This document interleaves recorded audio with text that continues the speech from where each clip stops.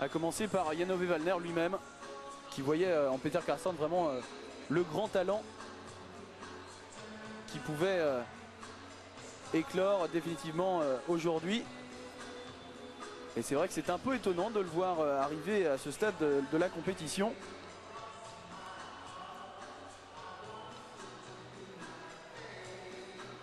Beaucoup de joueurs du circuit international disent de lui que s'il n'a pas réussi autant que ce qu'on pouvait escompter, c'est parce qu'il est trop gentil. Il n'a pas le tempérament de killer qui devrait et qui pourrait faire la différence sur le circuit.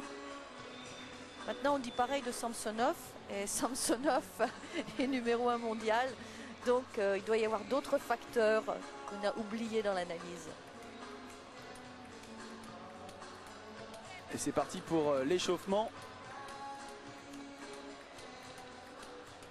Peter Carlsson, dont l'un des plus grands titres de gloire est d'avoir remporté le championnat du monde en double. C'était en 91, c'était il y a déjà un petit peu longtemps. Et comme vous le soulignez, Claude, occasion ici pour Peter Carlsson de vraiment se hisser de nouveau au plus haut niveau européen et mondial. Quant à Vladimir Samsonov, c'est là l'occasion de confirmer son rang.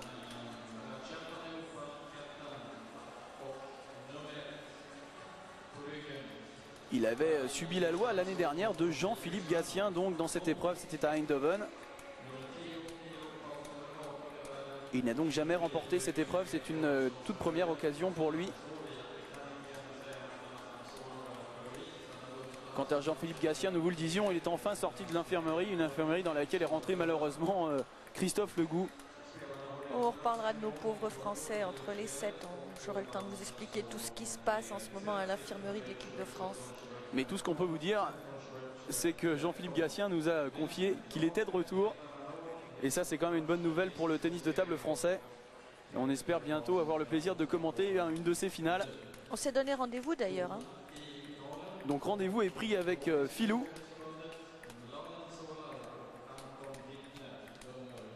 Et bien sûr, rendez-vous sera pris le plus vite possible avec Christophe Legout, que l'on espère voir revenir très très bientôt. Alors que les deux finalistes ont achevé leur échauffement et le tirage au sort est effectué. Un tirage au sort en faveur de Samsonov qui apparemment a choisi de servir.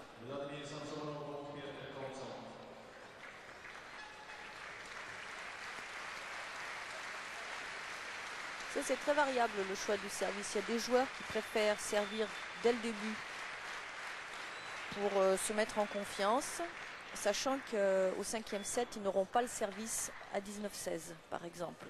Et d'autres qui préfèrent se dire, si je suis à 19-16 à la belle, je préfère avoir le service, donc au début ils ne le prennent pas.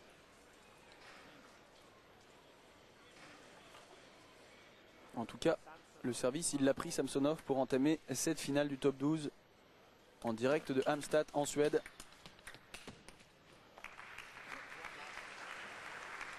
Et là, on a tout de suite l'impression que les deux joueurs veulent mettre du rythme dans cette rencontre.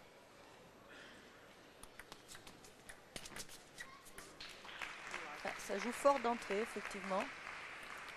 Avec ce service toujours aussi curieux chez le Biélorusse. Avec un lancer de balle très haut et une très belle attaque en top spin, coup droit. Avec un très bel effet qui a fait sortir la balle de la table dans la diagonale.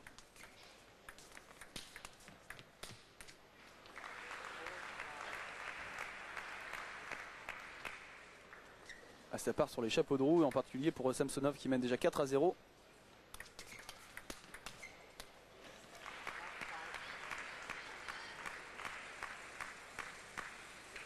Peter Carlsson, lui, avait terminé 3e en 94. C'était en Italie à Arezzo exactement. Et il avait obtenu la médaille d'argent l'année précédente. C'était au Danemark, à Copenhague. Il avait perdu face à son compatriote Jan-Ove Wallner.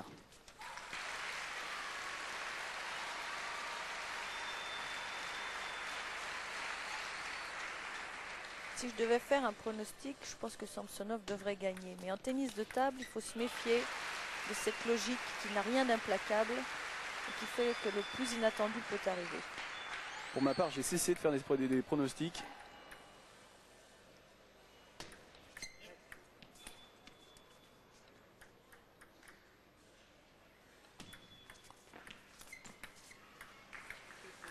C'est l'habitude de porter plutôt malchance à celui qui a mes faveurs, donc je ne dirai rien.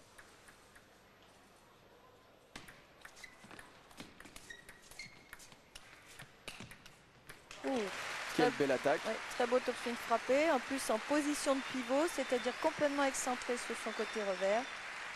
Il valait mieux que la balle ne revienne pas parce que là il était mal positionné.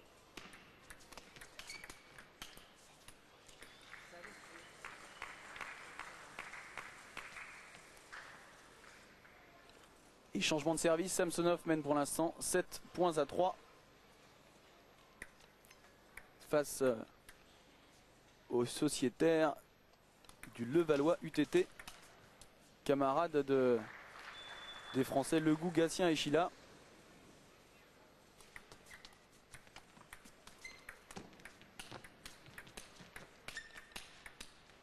Bel échange là de la part des deux joueurs. En contre-topspin à mi-distance, que ce soit en revers ou en coup droit.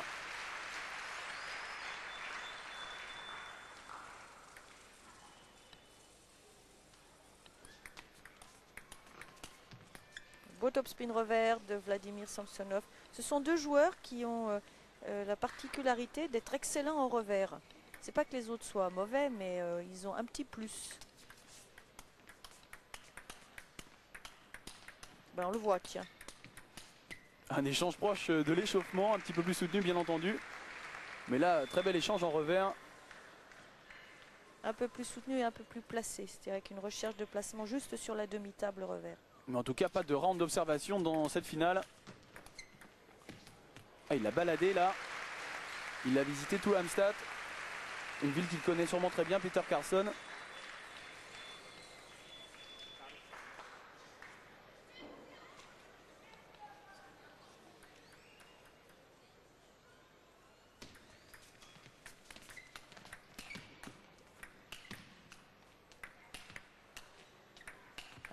Vladimir Samsonov en balle haute. Ah, c'est superbe, superbe échange remporté là par le Suédois. Avec un Samsonov très loin de la table.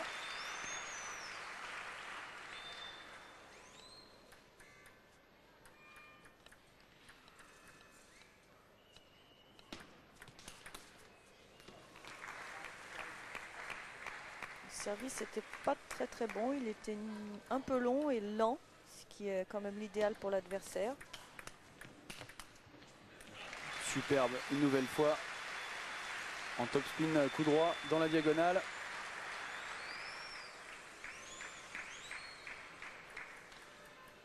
Ah, il pivote bien, Peter Carlsson. Un pivot rapide.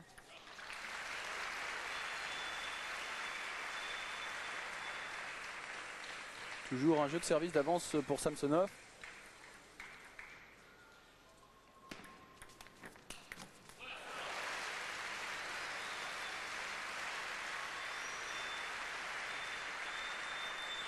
À mon avis, l'objectif de Peter Carlsson, tel que je vois, c'est de rentrer fort les premières balles. Parce que si l'échange dure, il se pourrait que ce ne soit pas à son avantage. Donc peut-être sa tactique est-elle de jouer fort les premières balles.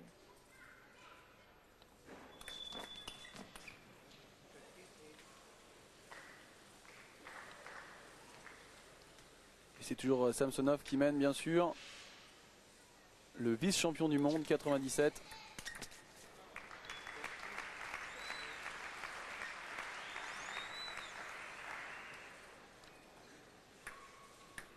Un Samsonov invaincu en qualification.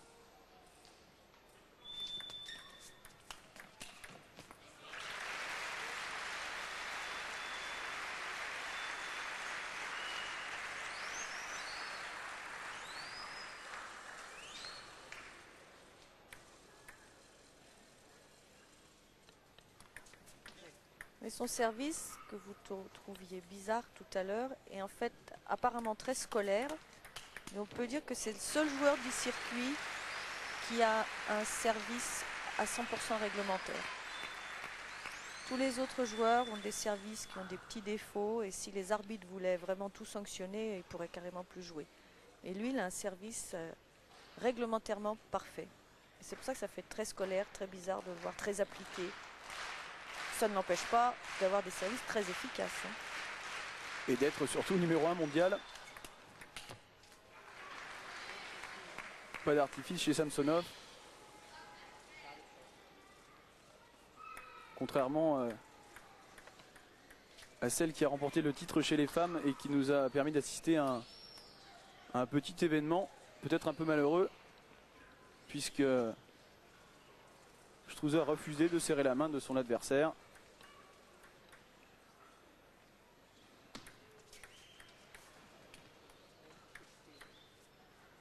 Photo-service ici pour Carlson. Et très belle attaque. Bel enchaînement derrière son service. Service pivot, topspin frappé.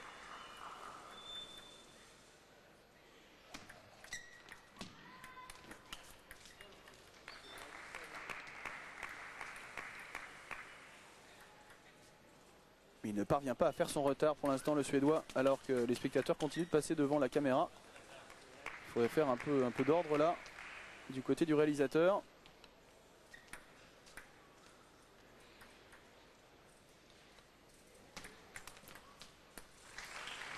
Un service long coupé qui a surpris Samsonov.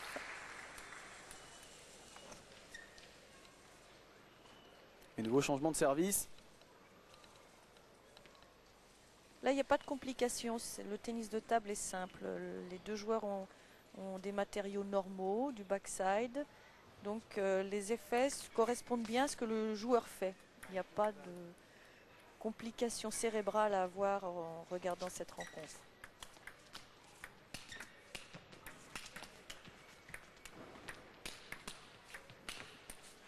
Ah, c'est dommage là parce qu'il avait réussi à bien défendre et à reprendre l'initiative dans l'échange et à contre-attaquer. Malheureusement, c'est une balle de 7. Une première balle de 7 pour Samsonov. Voilà. Et un premier set empoché sans trop de difficultés par le Biélorusse.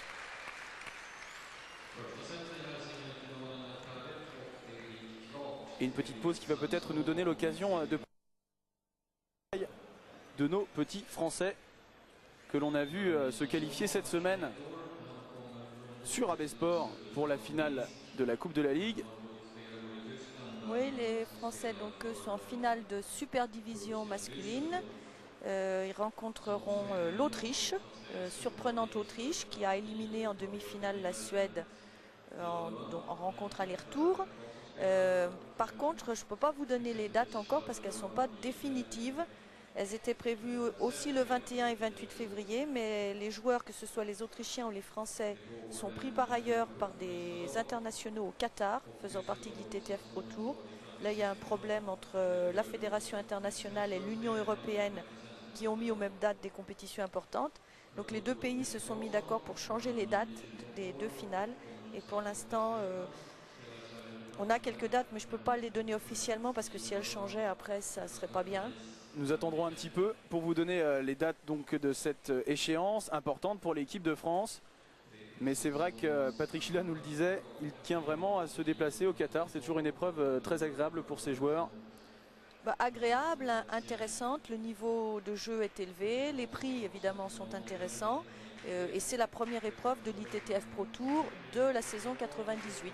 Donc les joueurs ont quand même à cœur tous d'y participer pour voir, ils sont tous dans les starting blocks, on a remis les compteurs à zéro, donc ils vont faire le point là, ils vont voir déjà ceux qui prennent la tête et ceux qui restent sur le carreau. Après ils feront le choix pour le reste de la saison des autres compétitions qu'ils vont choisir. Alors qu'on va attaquer tout de suite le deuxième set. Au service, Peter Carlson. Très bel enchaînement de nouveau.